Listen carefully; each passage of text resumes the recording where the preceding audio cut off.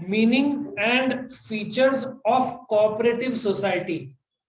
इस वीडियो में मैं बताऊंगा कि कितने मार्क्स का ये क्वेश्चन है, कैसे लिखना है, इसके मैं 30 पॉइंट्स एक्सप्लेन करूंगा और एंड में 30 पॉइंट्स लर्न करने के लिए जो 3 इडियट स्टोरी मैंने बनाया है उससे तुम्हारा 30 सेकेंड्स में सारे पॉइंट्स लर्न हो जाएंगे, ये मेरा प्रॉमिस है। जैसे एग्जाम में क्वेश्चन आएगा ये सबसे पहले तो ये 10 मार्क्स का आएगा, फुल 10 मार्क्स का आना चाहिए। रेयर केसेस में शॉर्ट नोट में आता है। सो जैसे एग्जाम में क्वेश्चन आएगा तुम ये चार्ट ड्रॉ करोगे कि कोऑपरेटिव सोसाइटी प्राइवेट सेक्टर का एक भाग है। ये चार्ट ड्रॉ करने के बाद तुम आंसर को ABCDEF फॉर्म में लिखोगे, तुमको फुल मिलेगा क्योंकि तुमने शुरू किया है कॉपरेशन वर्ड का डिराइवेशन। कहां से आया? कोऑपरेटिव सोसाइटी में it is based on corporation. तो कॉपरेशन वर्ड कहां से आया? Latin word. ज्यादातर इंग्लिश के वर्ड्स लैटिन, कुछ ग्रीक, मैक्सिमम तो लैटिन है, कुछ ग्रीक, कुछ फ्रेंच, थोड़े बहुत संस्कृत, थोड़े आजकल हिंदी के भी शामिल होने लगे हैं।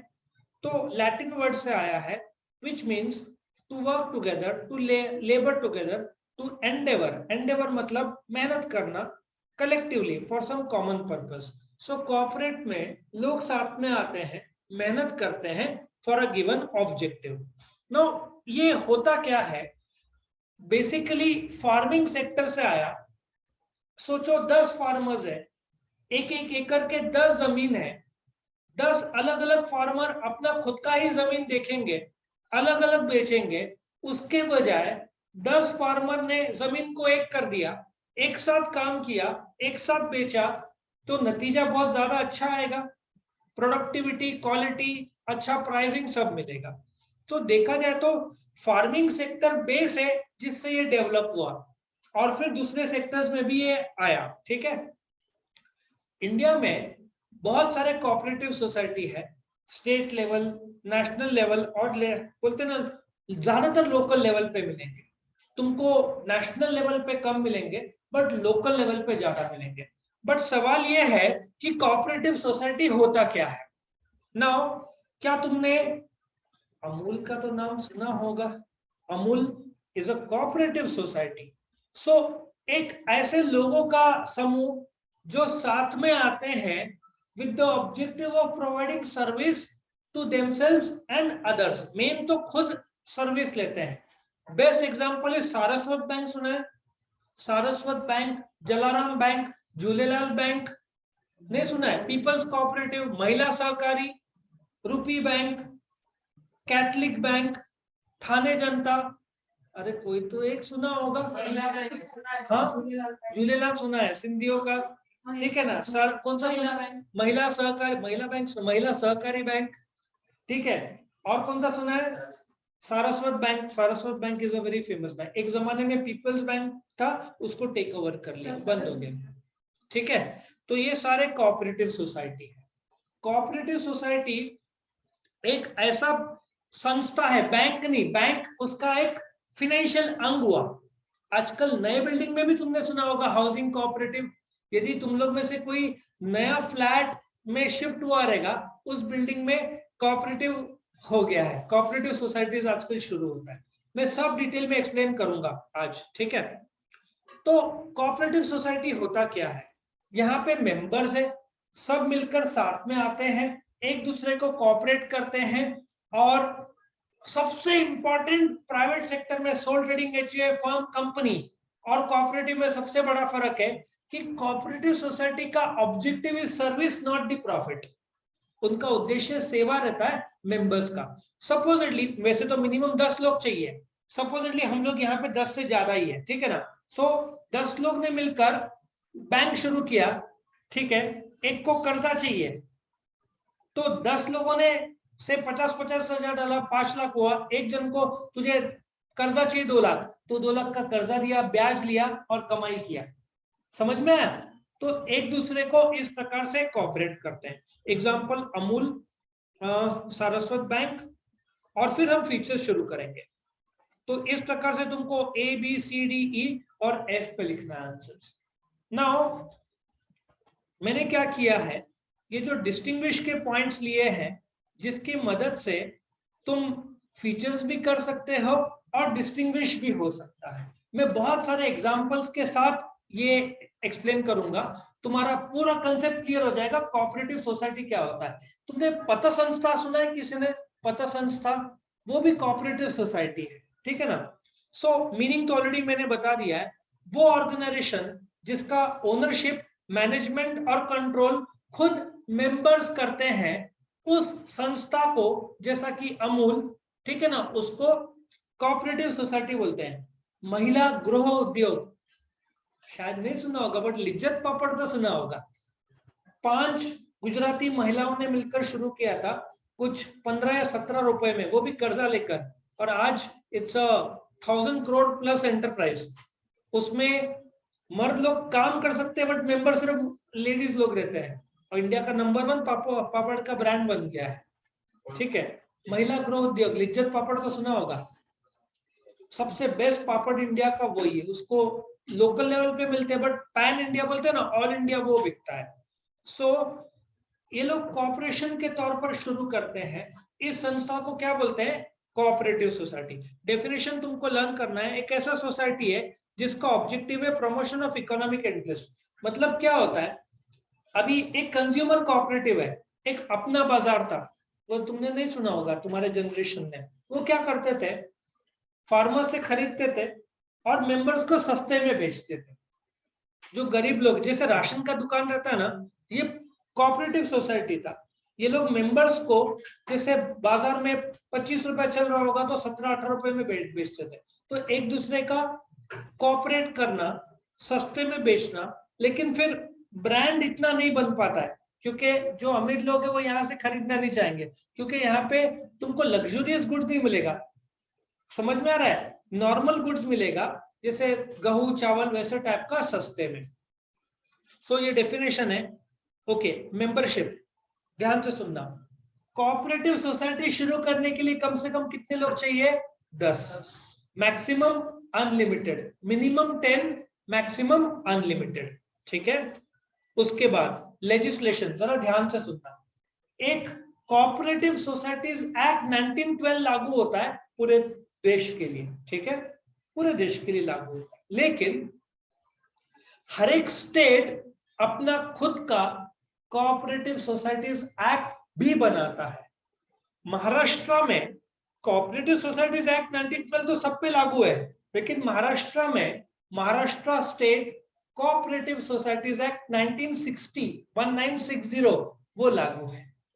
सो तुम्हारा जो हिसाब अकाउंट्स है वो तुमको महाराष्ट्र स्टेट कोऑपरेटिव सोसाइटी के हिसाब से बनाना पड़ेगा। आया समझ में? तो Maharashtra state cooperative societies act जो कोऑपरेटिव सोसाइटी है महाराष्ट्र के भीतर, उसके लिए गाइडलाइंस और कायदे कानून बनाता है। एक देश का भी एक्ट है, कंज्यूमर जो एक्ट है 2012, ठीक है ना, लेकिन ये पूरे देश के लिए कोऑपरेटिव सोसाइटीज एक्ट 1912। मतलब तुमको 2 एक्ट याद रखने। कौन से 2? पहला कोऑपरेटिव सोसाइटीज एक्ट 1912 पूरे देश के लिए, और महाराष्ट्र का Maharashtra state cooperative societies act 1960। उसके बाद कैपिटल। नाउ कोऑपरेटिव सोसाइटी का कैपिटल कौन सा रहता है? मेंबर्स कंट्रीब्यूट करते हैं, उसको हम बोलेंगे शेयर कैपिटल। फॉर एग्जांपल, तुम सब लोगों ने 10-10, 50-50 हजार रुपए कंट्रीब्यूट किया, कितना बना? 5 लाख रुपए। ये 5 लाख क्या हो जाएगा? Share capital. शेयर कैपिटल से शुरू होता है कोऑपरेटिव सोसाइटी, ठीक है। और कंपनी जितना तो बड़ा नहीं होता है, लेकिन फिर भी अच्छा खासा ये लोग अमाउंट रेस कर लेते हैं। कंपनी से कम, लेकिन सोल ट्रेडिंग एचयूएफ पार्टनरशिप से इधर ज्यादा होगा। उसके बाद लीगल स्टेटस। नाउ सपोजिटली एक सारस्वत बैंक है, तुमको कुछ सर्विस नहीं मिला, तुमने सारस्वत बैंक पर केस कर दिया। सारस्वत बैंक के जो मेंबर्स है, तुमको मेंबर बनना है तो तुमको शेयर्स खरीदना पड़ेगा। किसका? सारस्वत बैंक का। या बिजनेस बैंक सुना है तुमने? Business bank. अच्छा, उसमें एक खासियत है, तुम कंपनी में 5 लाख रुपए डालो तो भी चलेगा, 50 लाख रुपए डालो तो भी चलेगा। बट तुम बिजनेस बैंक में जाओगे ना, तुम बोलोगे कि मुझे मेंबर बनना है, वो लोग क्या बोलेंगे, okay buy 1 share of 3000 rupees. तुम बोलोगे नहीं मेरे को 10 शेयर खरीदने हैं, 30,000 रुपए मेरे पास है, वो लोग बोलेंगे नो। क्यों? You will be able to buy only 1 share of 3000 rupees, ठीक है, उससे ज्यादा अलाउड नहीं होगा। सो जितने भी लोग रहेंगे हर एक ने 3-3 हजार रुपए डाला होगा, तुम उससे ज्यादा स्ट्रेच नहीं कर सकते। हाँ तुम्हारे फैमिली मेंबर्स डाल सकते हैं, बट तुम चाहकर भी 3,000 रुपए से ज्यादा डाल नहीं पाते। लॉजिक समझ में आया? सो जो भी शेयर खरीदता है उसको मेंबर या शेयर होल्डर बोलेंगे कोऑपरेटिव सोसाइटी का। अच्छा, यदि बिजनेस बैंक पर केस हुआ तो जो शेयर होल्डर है उस पर केस नहीं होता। कंपनी में चलाने वाले लोग को बोर्ड ऑफ डायरेक्टर्स बोलते हैं, कोऑपरेटिव सोसाइटी में चलाने वाले लोग को मैनेजिंग कमिटी बोलते हैं। सो मैनेजिंग कमिटी पर केस होता नहीं, शेयर होल्डर्स पर केस होता नहीं है। केस किस पर होगा? तुमने यदि बिजनेस बैंक पर कर दिया तो बिजनेस बैंक को जवाब देना पड़ेगा, शेयर होल्डर्स और मैनेजिंग कमिटी सेफ है। समझ में आया? अच्छा, वही पार्टनरशिप में एबीसी फर्म है, उस पर केस हुआ तो ऑटोमेटिक पार्टनर्स पर केस होता है। यहाँ पे कोऑपरेटिव सोसाइटी पर केस हुआ तो उसके जो मेंबर्स है या मैनेजिंग कमिटी है उस पर केस नहीं होता, तो वो लोग क्या है? सेफ है। मतलब सेपरेट लीगल स्टेटस है कि नहीं है, तो ये बहुत बड़ा एडवांटेज है। तो जब तुम मेंबर बनते हो, किसी बैंक्स के पर केस होते रहते हैं, कुछ ना कुछ चालू ही रहता है इनका, लेकिन मेंबर्स हमेशा सेफ रहेंगे। हाँ, मेंबर्स ने कुछ फ्रॉड किया तो फिर केस उस पर होगा, लेकिन नॉर्मल मेंबर है, नॉर्मल तरीके से चल रहा है, तो उसको पता भी नहीं रहेगा इतने सारे कोर्ट केसेस चल रहे हैं उस पर्टिकुलर बैंक में। तो सेपरेट लीगल स्टेटस है, एब्सोल्युटली है। फॉर्मेशन, सी कंपनी का फॉर्मेशन टाइम कंज्यूमिंग है, डिफिकल्ट है, कॉस्टली है, कॉम्प्लिकेटेड है। कोऑपरेटिव सोसाइटी का इजी है। महाराष्ट्र गवर्नमेंट ने रजिस्ट्रार ऑफ कोऑपरेटिव सोसाइटी बनाया है, तुम उसके पास जाओगे, जो डॉक्यूमेंट सबमिट करोगे और तुमको क्या मिलेगा? Registration certificate.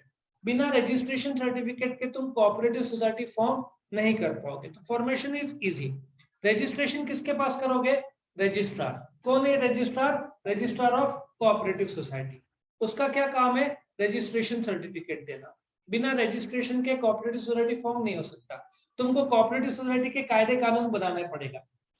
कम से कम कितने लोग लगेंगे? 10 लोग लगेंगे। ठीक है, आगे बढ़ते हैं। मैनेजमेंट। कोऑपरेटिव सोसाइटी के मेन मालिक कौन है? मेंबर्स, जिसने क्या खरीदा है? शेयर्स खरीदा है। बट हजारों लाखों लोग हो सकते हैं, कम से कम 10, मैक्सिमम का तो कोई सर्किट नहीं है, ठीक है ना। तो सपोजिटली 10,000 लोग है सारस्वत बैंक के मेंबर्स, तो 10,000 लोग थोड़ी चलाएंगे, गिने चुने लोग चलाएंगे। सो जो लोग चलाते हैं उनको क्या बोलते हैं? Managing committee. मैनेजिंग कमेटी का अपॉइंटमेंट कौन करता है? शेयर होल्डर्स करते हैं, मेंबर्स करते हैं। उनका जैसे कंपनी का साल में एनुअल जनरल मीटिंग होता है, वैसे कोऑपरेटिव सोसाइटी का भी साल में मीटिंग होता है मेंबर्स का। तो मेंबर्स उस मीटिंग में मैनेजिंग कमेटी को अपॉइंट करेंगे। मैनेजिंग कमेटी में एक हेड होगा, चेयरमैन। सपोजिटली 12 मेंबर्स है, उस 12 मेंबर्स का एक हेड होगा, चेयरमैन। तो मेंबर्स का मैनेजिंग कमेटी का अपॉइंटमेंट कौन करता है? मेंबर्स। तो मैनेजिंग कमेटी ड्राइवर सीट पे रहता है। मेन कोऑपरेटिव सोसाइटी को चलाने वाला कौन है? मैनेजिंग कमेटी, मेंबर्स नहीं है। वो लोग मालिक है, उन्होंने अपॉइंट किया है। किसको अपॉइंट किया है? मैनेजिंग कमेटी को। वो क्या करता है? कोऑपरेटिव सोसाइटी को चलाता। प्रॉफिट और लॉस। अभी कोऑपरेटिव सोसाइटी का ऑब्जेक्टिव क्या है? प्रॉफिट है क्या सर्विस है? Service. That does not mean कि वो प्रॉफिट नहीं होगा, उसको प्रॉफिट होगा। लेकिन तुम शेयर होल्डर्स हो, तुमने बैंक में पैसा जमा किया तो तुमको बैंक क्या देता है? इंटरेस्ट। तुमने कोऑपरेटिव सोसाइटी को पैसा दिया तो कोऑपरेटिव सोसाइटी ने रिटर्न्स में कुछ देना चाहिए। उस रिटर्न्स में जो देता है उसको क्या बोलते हैं? डिविडेंड। लेकिन एक रेस्ट्रिक्शन है, Maharashtra state cooperative societies act 1960 बोलता है कि कोऑपरेटिव सोसाइटी ने नफा कितना भी किया हो, एक शेयर होल्डर को 15% से ज्यादा डिविडेंड दिया नहीं जा सकता। सो 3,000 पे तुमको कितना डिविडेंड मिलेगा? ज्यादा से ज्यादा 450 रुपए। अब समझ में आया क्यों कोऑपरेटिव सोसाइटी इतना फेमस नहीं है? क्योंकि डिविडेंड के अपर सर्किट है। मतलब तुम्हारी गाड़ी, तुमको शौक है 120 चलाने का, बट 80 स्पीड में क्या बोलते हैं उसको? कुछ तो स्पीड लिमिट, उसमें एक कंसेप्ट है, वो तुम लगा दिया तो उसके ऊपर जाएगा नहीं। क्रूज मोड नहीं बोलते, उसका एक अलग वर्ड है। एक ऐसा मोड है जो उसको स्पीड लॉक, उसका भी एक नाम है, मुझे नाम नहीं ख्याल। स्पीड लॉक कर सकते हैं, तो गाड़ी तुम 80 की स्पीड में करने जाओगे तो अपने आप वापस 80 में आ जाता है। तो प्रॉब्लम यह है कि कोऑपरेटिव सोसाइटी में एक तो तुम इन्वेस्टमेंट 3000 से ज्यादा नहीं कर पाओगे। 3 अलग अलग का अलग है, किसी का 4 होगा, किसी का 2 होगा। अच्छा, उस पर भी डिविडेंड ज्यादा से ज्यादा कितना मिलेगा तुमको? 15%। सो डिविडेंड मिलता है बट बहुत कम, तुम ज्यादा से ज्यादा 450 कमा पाओगे। फिर डिसीजन मेकिंग, कोऑपरेटिव सोसाइटी में डिसीजन मेकिंग फास्ट होगा क्या? Slow, absolutely slow.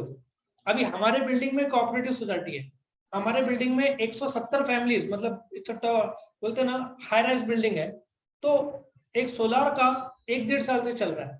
चेयरमैन बदला, नया चेयरमैन आया, पुराने मेंबर कुछ कमिटी, मैनेजिंग कमिटी चलाता ना, मैनेजिंग कमिटी के 10 लोग हाँ बोलेंगे, 5 लोग ना बोलेंगे, डिस्कशन। वो दिन मेरे को कोई मिला मैनेजिंग कमेटी का, मिला एक अच्छा है, मैनेजिंग कमेटी में क्या फैसला होता है अगले मीटिंग की तारीख, उससे ज्यादा कुछ होता नहीं। तो यही चलता है, डिले, जबरदस्त डिले।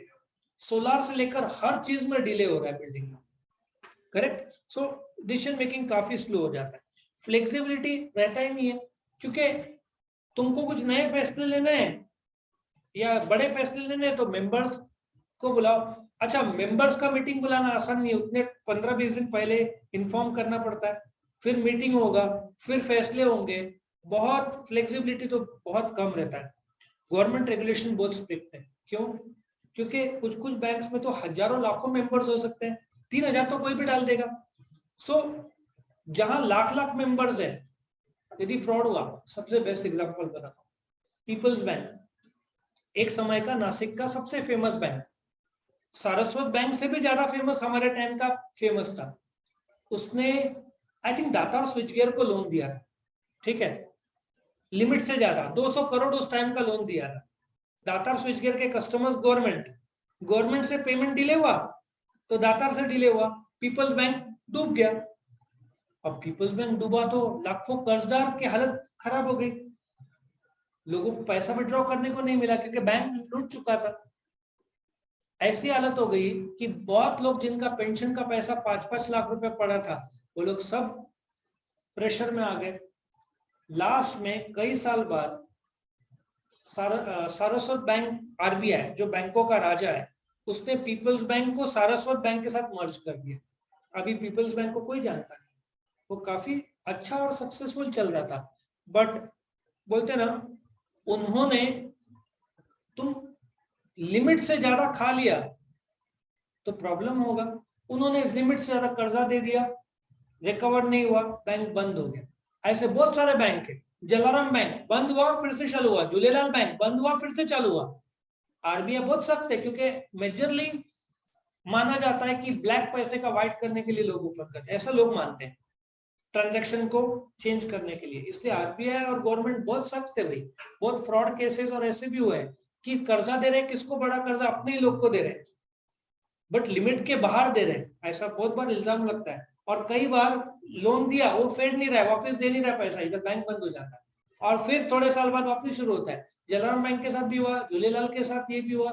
पीपल्स बैंक तो रिकवरी नहीं हुआ, लास्ट में मर्ज करना पड़ा सारस्वत बैंक के लिए। इसलिए आजकल तुमको कोऑपरेटिव सोसाइटी बैंक शुरू करना है तो गवर्नमेंट बहुत स्ट्रिक्ट है, और एग्जिस्टिंग के साथ भी आरबीआई बहुत सख्त हो गया है अभी, क्योंकि बैंक डूबता है तो लाखों कस्टमर्स की बैंड बच जाती है ना, कि वो लोग कहाँ जाए। क्योंकि द मोमेंट बैंक बंद हुआ तो तुम्हारा 5 लाख है, तो आरबीआई कायदे लाता है दिन में 5,000 के ऊपर उठा नहीं सकते पैसे। तुम बोलते हो 5 लाख चाहिए, वो बैंक बोलता है 5,000 तक ही अलाउड, तुम्हारा पैसा तुमको ही नहीं मिलता, ऐसे हाल हो जाते हैं। आया समझ में? सो गवर्नमेंट रेगुलेशन बहुत स्ट्रिक्ट है इस मामले में। लायबिलिटी लिमिटेड है, पीपल्स बैंक बंद भी हो गया तो जो मेंबर्स है ज्यादा से ज्यादा कितना जाएगा उनका? 3,000, उससे ज्यादा कुछ जाएगा नहीं। सॉलिड लॉस में या माइनस में आ गया था, लेकिन उनको घर से पैसा लाने की जरूरत थी नहीं। क्यों? लायबिलिटी लिमिटेड था। Limited to what? Your share value. तुमने 3,000 भर दिया ना, अब तुम सेफ हो। बैंक डूब जाता है, बंद हो जाता है, फ्रॉड हो जाता है, तुम्हारा उसमें कोई रोल नहीं है, तो तुम्हारा वो 3000 जाएगा, उससे ज्यादा तुम्हारा कुछ भी नहीं जाएगा। तो दैट वे तुम सेफ हो, तुम्हारा घर का पैसा नहीं जाएगा। करेक्ट। नेक्स्ट में आते हैं ऑडिट। कोऑपरेटिव सोसाइटी का ऑडिट कंपलसरी है। चार्टर्ड अकाउंटेंट इसका ऑडिट करते हैं। और मुंबई में हमारे एक रिलेटिव है, वो काफी उनके पास कोऑपरेटिव सोसाइटीज के ऑडिट है, और वो लोग कमाते भी अच्छा खासा है। कैसा करते पता है? जितने कस्टमर्स है ना बिल्डिंग में, सपोजिटली 170 है, तो वो लोग कोऑपरेटिव सोसाइटी को बोलते हैं आप हमको एक साथ लमसम मत दो 40-50 हजार, हर एक मेंबर का 50 रुपया 100 रुपया ऐसा कुछ। तो जितने ज्यादा मेंबर्स उनको ज्यादा उतना पैसा मिलता है ना, तो वो लोग पर मेंबर के हिसाब से लेते हैं।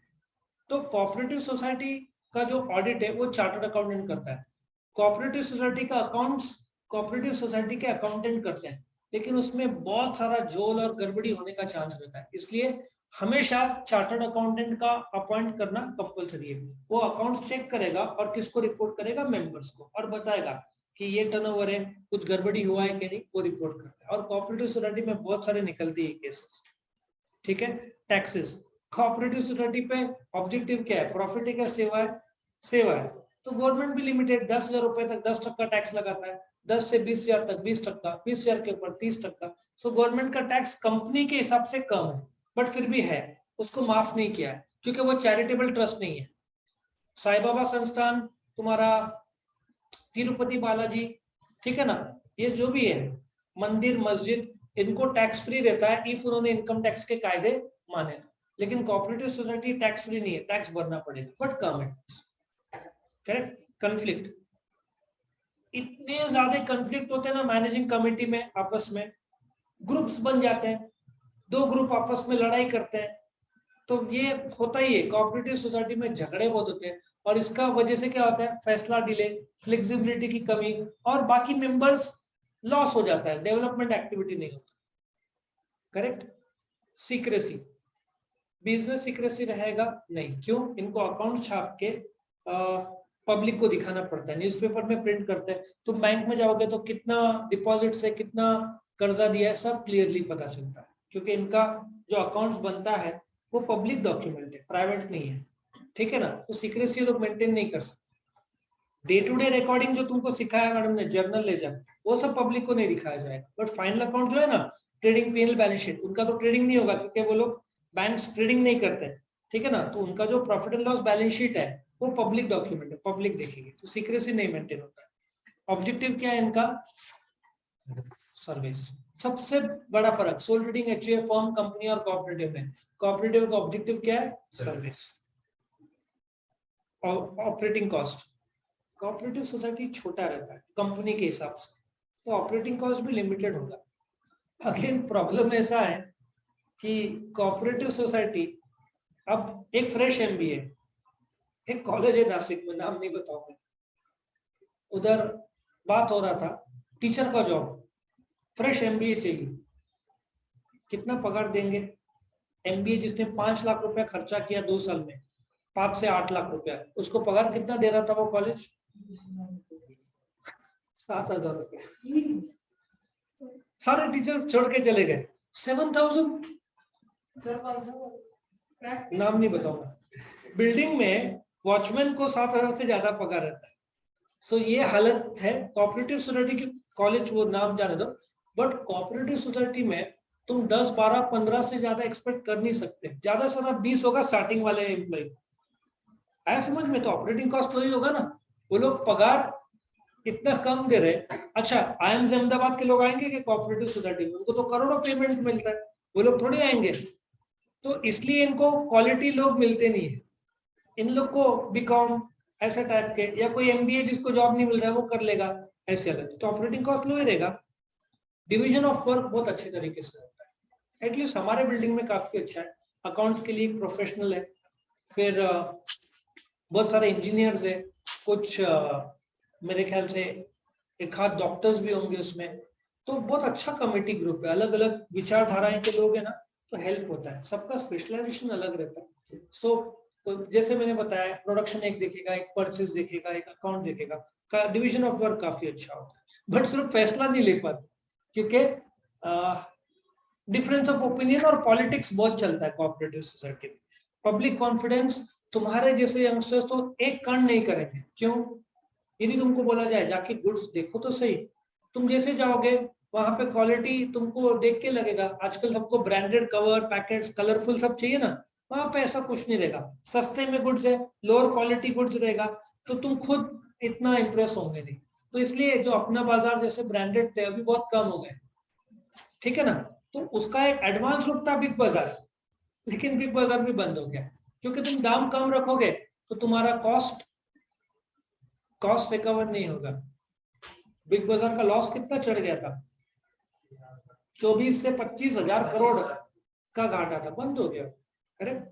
सो पब्लिक कॉन्फिडेंस लोग नहीं करते, कॉन्फिडेंस उस पर कंटिन्यूटी।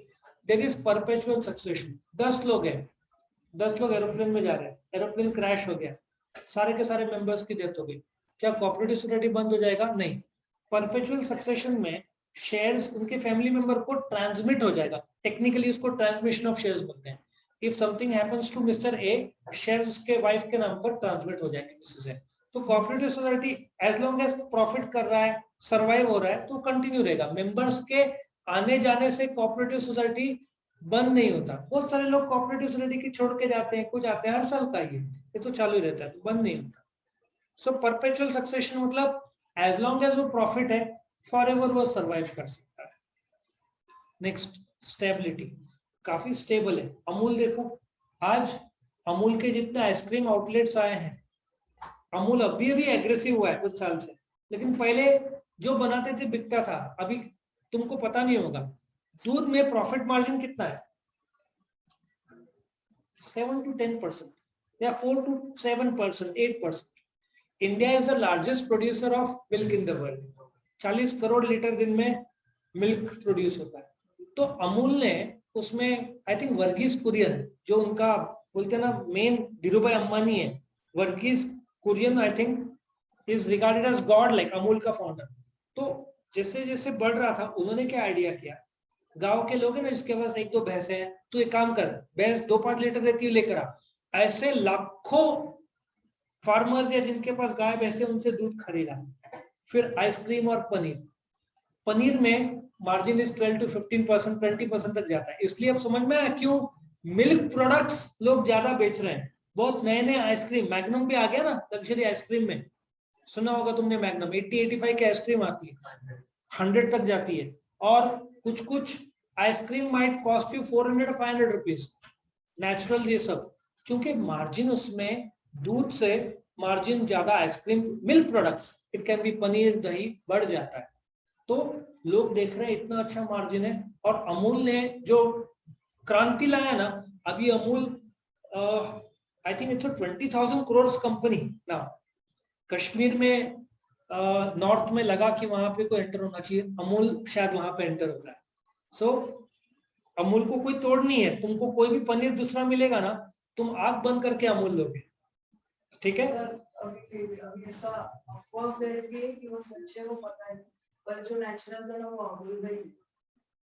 तुझे उसका, यदि कंपनी है तो जाकर memorandum of association, article of association public document है, तू गूगल कर natural ice cream memorandum of association, पहले तो चेक कर वो कंपनी है। कंपनी तो मेमोरेंडम पब्लिक डॉक्यूमेंट है, वो देख के तुझे पता चल जाएगा। Amul is a cooperative society, natural company तो हो ही नहीं सकता, ठीक है ना ये। और जो अमूल कोऑपरेटिव सोसाइटी है उसका जो डीड है वो चेक कर लेना, उससे ट्रैक हो जाएगा, ठीक है।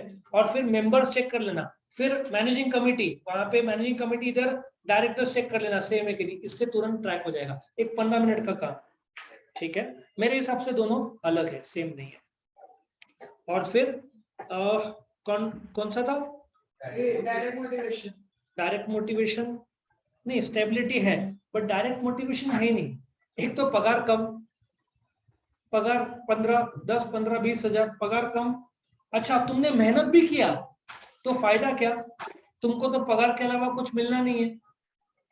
तुमको क्या मिलना है, पगार ही मिलना है, प्रॉफिट का तो हिस्सा मिलना नहीं है। अच्छा मेंबर भी मोटिवेटेड कम, क्यों, इन्वेस्टमेंट 3,000, डिविडेंड 15%। तुम बहुत एक्साइटेड, जाऊंगा आज मैं काम करूंगा, जाते ही पता चला 450 रुपए साल का डिविडेंड उसके ऊपर मिलना नहीं है, दिन का 1 रुपया 2 रुपए, तो मेंबर खुद बोलेगा जाने दे, मैनेजिंग कमेटी काम करता है, उनको पगार फिक्स, उससे ज्यादा कुछ मिलना नहीं है। प्रॉफिट, दाम कम रहता है वस्तु का, क्योंकि सस्ते में बेचना रहता है, सेवा उनका धर्म है। तो मोटिवेशन कहाँ से आएगा? मोटिवेशन बोथ का, इकोनॉमीज ऑफ स्केल। ये लोग ज्यादा प्रोड्यूस करके कॉस्ट कम कर सकते हैं, पर यूनिट नहीं, इनका प्रोडक्शन लिमिटेड। क्योंकि कोऑपरेटिव सोसाइटी क्यों, रिलायंस डिजिटल देखो, जहां देखो वहां पे ओपन कर रहे हैं, क्योंकि उनका ऑब्जेक्टिव इज प्रॉफिट। वो लोग क्लियर कट धंधे वाले लोग हैं, अपने को प्रॉफिट करना है। और आजकल देखो, अरे होंडा जैसे जो गाड़ियां हैं जिनका नासिक में एक डीलरशिप होता था, अभी कितने सारे डीलरशिप आ गए। एक तो मेरे स्टूडेंट का है ऋषभ होंडा, फिर तुम नासिक रोड जाओगे तो वहां पे किसी और का डीलरशिप है। मेरे को तो कहाँ का पंचवटी साइड भी एक डीलरशिप है, ये इधर भी है, महात्मा। मतलब ये लोग अभी एरिया वाइज डीलरशिप डाल रहे हैं, मतलब इतना तगड़ा प्रॉफिट जबरदस्त है ना। आज 13 lakh electric vehicles registered India में, और पहले क्या था, एक डीलरशिप में हो जाता था। अभी उसमें भी कंपटीशन इतना हो गया है कि अलग अलग, एक नासिक जैसे जगह पे तो सोचो बॉम्बे ये सब जगह कितने सारे होंगे। तो वहां पे ये लोग को सस्ते में पड़ता है बनाना, क्योंकि इतना बल्क में ये लोग बनाते हैं। 50 लाख गाड़ियां बनाता है होंडा साल का, तो सोचो कितना प्रॉफिट कमाता होगा वो। तो मार्जिन इतना ज्यादा बनाता है तो पर व्हीकल कॉस्ट कम रहता है, प्रॉफिट अच्छा कमाता है। कोऑपरेटिव सोसाइटी इतना बड़े पैमाने पे काम नहीं करता, इसलिए उसको गुड सस्ते में नहीं मिलता, तो पॉसिबल नहीं है। रिस्क लो है, capital limited, turnover limited, profit limited, और अल्टीमेटली लोअर लेवल पे ऑपरेट करेंगे, पुराना टेक्नोलॉजी, ग्रोथ नहीं है। पर्सनल कांटेक्ट विद कस्टमर्स कहां से रहेगा? यदि बैंक में जाओगे, जो मैनेजिंग कमेटी के लोग हैं उनको तो अपॉइंट किया है, वो लोग खुद भी मीटिंग के लिए आते हैं, सो पर्सनल कांटेक्ट नहीं होगा। There can be lakhs of members in a bank, लेकिन सेवा देने के लिए पटेल किराना शॉप जैसे डायरेक्टली बात करता है, वहां बैंक के एम्प्लॉयज बात करेंगे, मैनेजिंग कमेटी लगभग नहीं। मेंबर्स तो पूरे नासिक या महाराष्ट्र में फैले हुए होंगे, लेकिन तुम देखोगे ना बिजनेस बैंक लोकल लेवल पे रहेगा। वो 3 टायर सिस्टम पे काम करता है, एक लोकल लेवल पे होगा, एक सिटी नासिक और एक सिन्नर साइड, और एक खास स्टेट लेवल। बहुत कम कोऑपरेटिव सोसाइटी जो महाराष्ट्र क्रॉस करेंगे, गिने चुने नंबर्स में होंगे, मतलब इंटर स्टेट।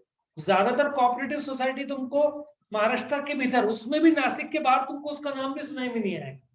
आया समझ में? सो लोकल लेवल पे ही काम करते हैं। हाँ, कंट्रीब्यूशन टू सोसाइटी, कंज्यूमर्स को सस्ते में देते हैं, फार्मर्स से एक साथ खरीदते हैं, तो वो बेनिफिट मिलता है। फार्मर्स को सपोर्ट देंगे, कंज्यूमर को सस्ते में देंगे, टैक्स भरेंगे थोड़ा बहुत जो भी है, लोगों को काम मिलेगा, पगार ज्यादा नहीं रहेगा बट काम मिलेगा। तो इस प्रकार से वोटिंग राइट्स, तुम्हारे पास कंपनी में 1000 शेयर है तो तुम कितना वोट कर सकते हो? 1000। 1000 शेयर मतलब 1000 वोट्स। 1 लाख शेयर्स मतलब 1 lakh votes. Mukesh Ambani owns 45 to 50% of Reliance. Director का अपॉइंटमेंट खुद को करना होगा तो ले 50% मुझे खुद को, कौन क्या कर लेगा? समझ में आया? 51% तुम्हारे पास है कब्जा, तो बाकी 49 ने मना भी किया तो क्या होने वाला है? मैं खुद को ही अपॉइंट कर दूंगा। बट कोऑपरेटिव सोसाइटी का सबसे बड़ा ड्रॉबैक, एक आदमी को एक ही वोट मिलता है, शेयर भी एक ही, वोट भी एक ही। जैसे अपन इलेक्शन में करते हैं ना, एक वोट, सिर्फ एक वोट मिलेगा, तुम एक से ज्यादा शेयर तो रख भी नहीं पाओगे। हाँ, कंपनी में तुम्हारे पास 10,000 शेयर है तो 10,000 वोट मिलेंगे तुमको एक साथ, ठीक है? तो voting right 1 person 1 vote, company में एक शेयर एक वोट, और लास्ट में अमूल और सारस्वत बैंक। तो इस प्रकार से ये 30 पॉइंट्स है। 30 पॉइंट्स याद करने के लिए मैंने स्टोरी बताया था ना 3 इडियट्स का,